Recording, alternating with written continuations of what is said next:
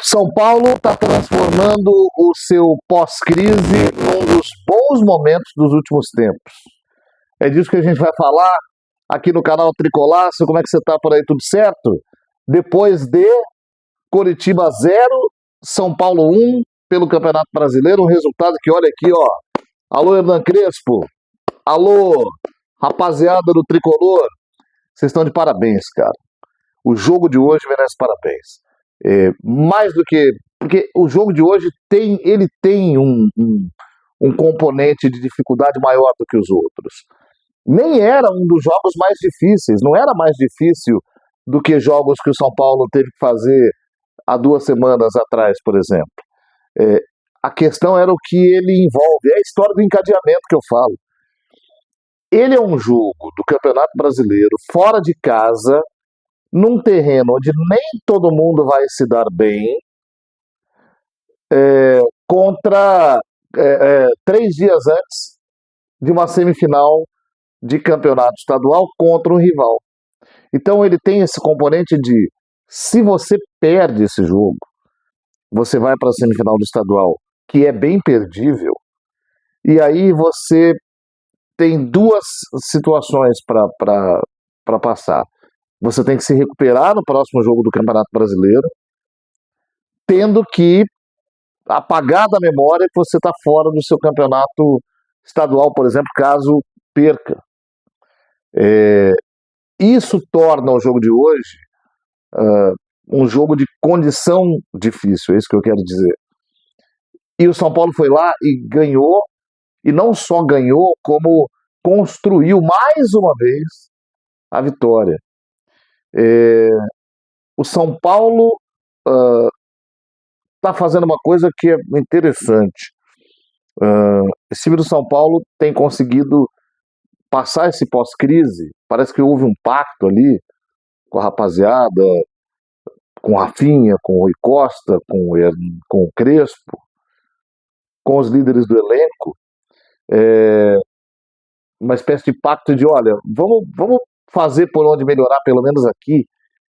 É interessante porque não parece que eles tenham feito um pacto para ganhar título, no caso do brasileiro, né? Para atropelar todo mundo, porque o São Paulo nem tem um elenco para isso. Mas para mim está muito claro que eles fizeram um pacto para fazer as coisas bem feitas. E isso tem dado certo. Desde o primeiro jogo, que foi o jogo contra o Flamengo, eu acho que ali esse pacto ficou muito claro, né?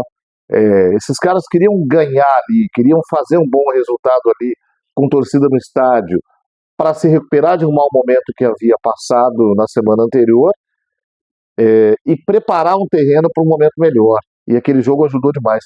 E ele acabou ajudando no restante também. Então, o resultado de hoje é muito importante por causa disso, porque o São Paulo não ganhou só um jogo a mais do Campeonato Brasileiro. O São Paulo ganhou um jogo onde ele se tornou um dos líderes. Estou dizendo assim porque o São Paulo ainda tem companhia de Palmeiras, o Fluminense está perto, o Bahia não jogou, mas tem 7 pontos. Não dá para deslanchar como líder, não dá para se separar. Mas só o São Paulo estar nas primeiras posições e não estar por acaso já é uma grande resposta que esses caras estão dando para a crise que estava lá atrás e para a torcida também. A torcida do São Paulo está muito agradecida. Agora tem um dado importante para a gente falar desse time, hein? O São Paulo atual, entendam bem, eu vou explicar, não se assustem. O São Paulo, hoje, dia 25 de fevereiro de 2026, é o time que joga o melhor futebol da Série A no Brasil. O São Paulo não é o melhor time da Série A. O São Paulo não é melhor que o Palmeiras. O São Paulo não é melhor que o Flamengo, que não está jogando nada. O São Paulo, que não vai jogar nessa rodada. O São Paulo deve para o elenco do Cruzeiro. O São Paulo não tem menos jogadores de peso do que o Corinthians tem, mas o São Paulo hoje joga o melhor futebol da Série A do Campeonato Brasileiro. É um time que consegue hoje manter a posse de bola, com qualidade, que é a posse que você mantém e erra pouco passe. Quando você erra pouco passe mantendo a posse, você dá pouca chance para o adversário, então você consegue administrar bem os seus resultados. Os jogadores adquiriram uma memória de movimentação que facilita a troca de passes rápida, e a troca de passes rápida é muito responsável para a evolução do time até o ataque, e esses dois fatores têm feito com que o São Paulo jogue um futebol vistoso até. Em muitos momentos do jogo, não é só o São Paulo jogando bem do ponto de vista estratégico. O São Paulo joga bem o futebol, o jogo em si. Alguns jogos do São Paulo, e hoje teve isso, o time tem demonstrado muita tranquilidade, por exemplo, para trocar passes no campo de defesa. Isso não é ruim, como muita gente pensa, isso é bom. Isso demonstra que há controle do jogo.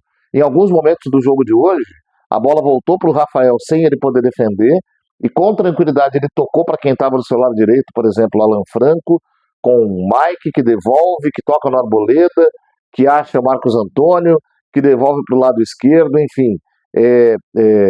Foi um time que organizou muito bem essa situação de jogo hoje. Um São Paulo que está amadurecendo rápido dentro do Campeonato Brasileiro. Evidentemente, aqui não tem ilusão. Aqui não tem ilusão. A tendência é isso durar um período. Esse time tem menos opções para se manter ligado assim o tempo todo. Então, eu acho que o São Paulo tem que aproveitar esse momento para fazer essa gordura, ficar o mais na frente, a maior quantidade de tempo possível para poder se manter nessa condição do Campeonato Brasileiro, porque os times que já são melhores têm a tendência de crescer. O Palmeiras tem um elenco absurdo, agora com o John Arias que chegou. Pô, é muito difícil um time desse não ficar bem. Mas o São Paulo está cumprindo com muita honestidade, com muita qualidade o seu papel. Bom, duas coisas para a gente falar. Vem aí semifinal do Paulista. Um detalhe importante. O time conseguiu tudo que conseguiu hoje jogando com um time bem reserveira. Né? Bem reserveira.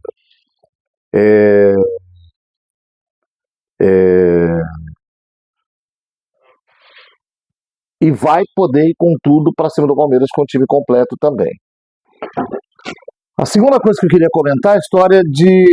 tem que falar de diretoria de São Paulo de novo, né? O São Paulo parece que fez aí um acordo com o Guarani para jogar uma eventual final no Brinco de Ouro da Princesa. Tudo bem, a gente já sabe. Eu só queria deixar registrado aqui o seguinte. É uma das maiores... Tirando cair de divisão, tirando perder para time muito pequenininho, dentro de casa, de goleada, poucas coisas são tão vergonhosas do que um clube do tamanho do São Paulo ter um estádio para jogar e não jogar a final de um torneio, caso o São Paulo chegue lá, e eu acho que vai chegar, na sua casa. Ou melhor, tem que jogar a final desse torneio fora da sua casa. Você tem estádio, o estádio é bom, o estádio é para você mandar os seus jogos mais importantes, é para você mandar tudo, mas especialmente os mais importantes. Você tem que contrariar a musiquinha que a torcida cantava, né? Ou seja, o São Paulo aluga estádio, e o São Paulo aluga estádio para jogar até a final do campeonato, porque o seu estádio tem, graças ao presidente anterior, prioridade para shows. E de novo eu insisto, vão olhar o contrato. Esses cretinos davam entrevista chamando esse contrato de um grande contrato.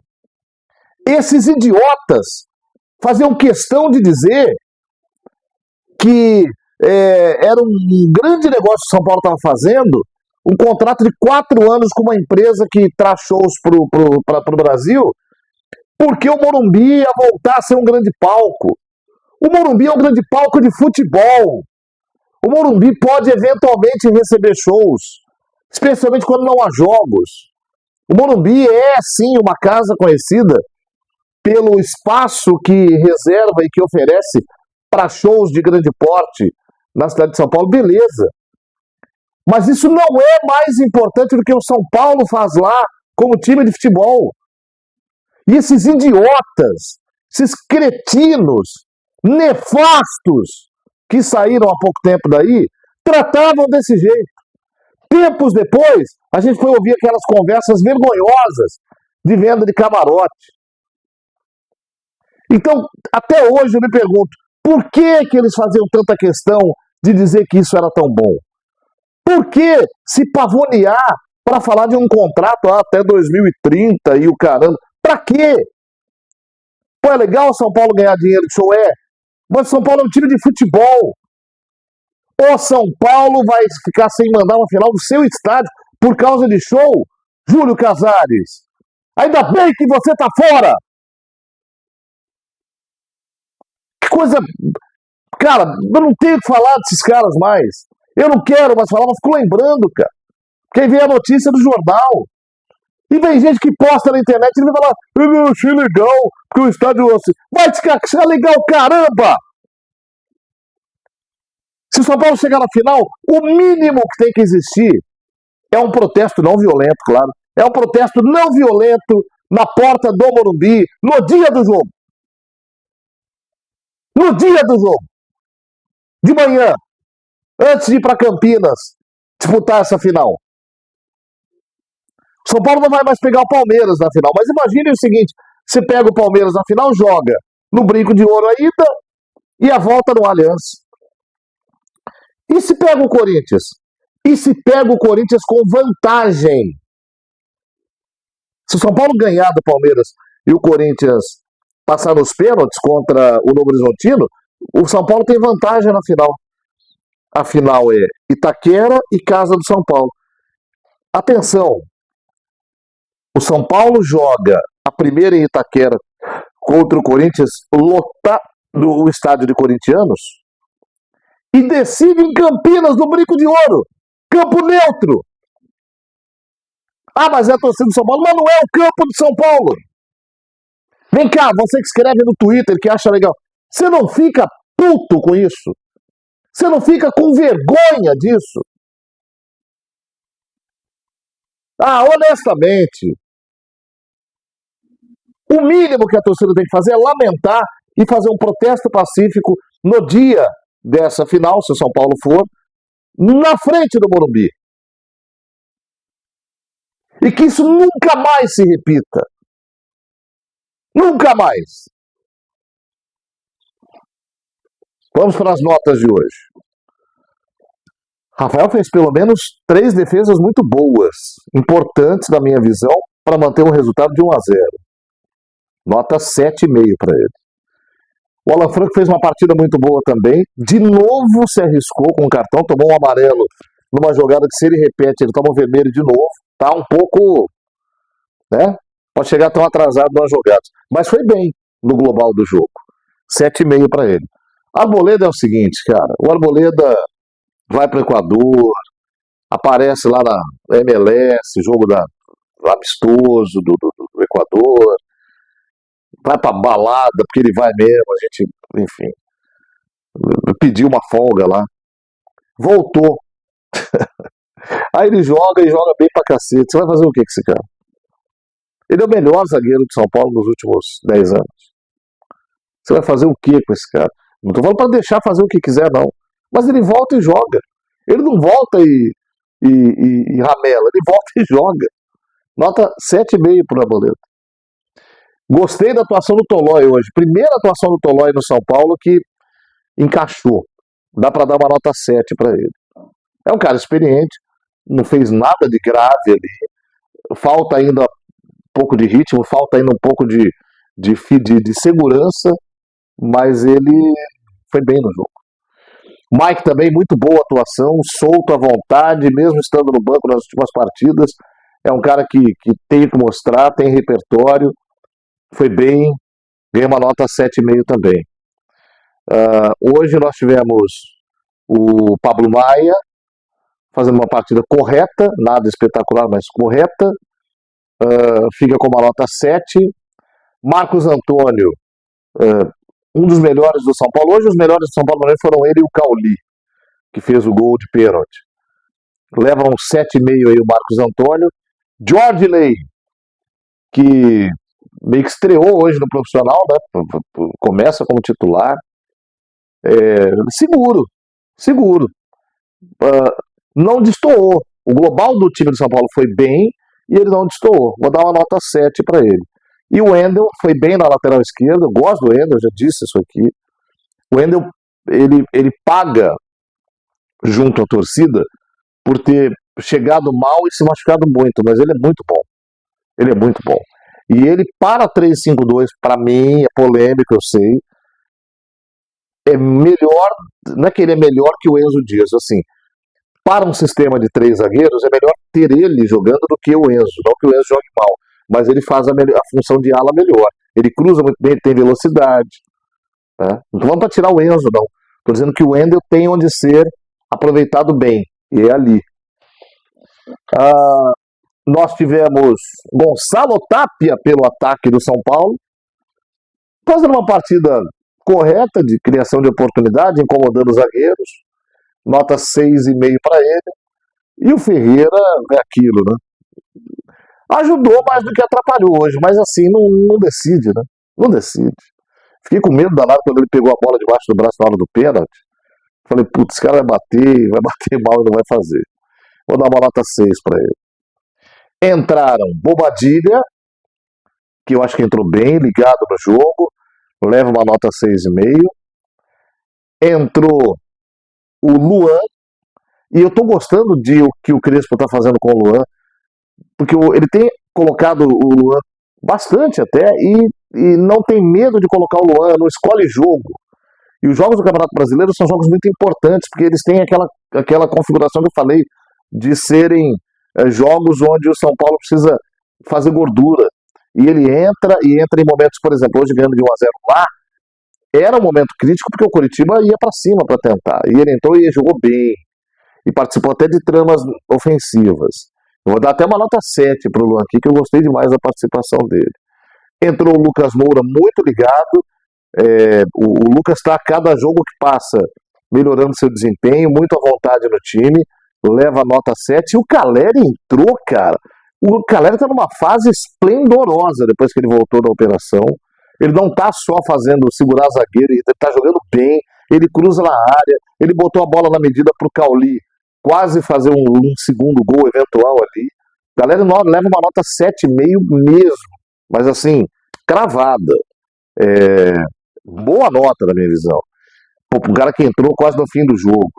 E já que eu citei o Cauli aqui, eu não dei a nota do Cauli, nota 8 para o Cauli, ele com o Marcos Antônio, os melhores do São Paulo no jogo de hoje. Vitória importantíssima. Tô contente, não tô. Tenho consciência de que a gente não pode comemorar nada antes, mas eu gosto de ver o São Paulo assim. Eu gosto de ver o São Paulo sabendo o que está fazendo e confiante com o que está fazendo. É isso, gente. Grande abraço, até a próxima, valeu.